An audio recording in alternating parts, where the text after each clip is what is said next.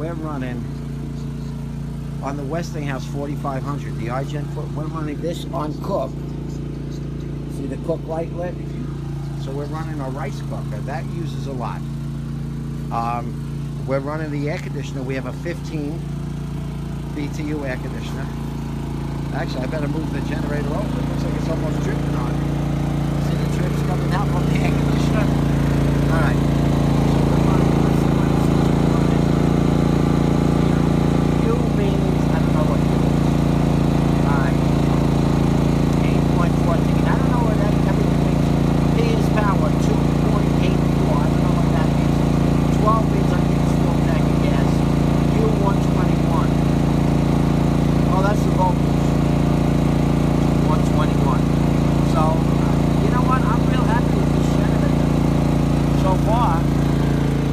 Nice. I definitely got to move it away from that dripping water from the, as you can see, the air conditioner is romping.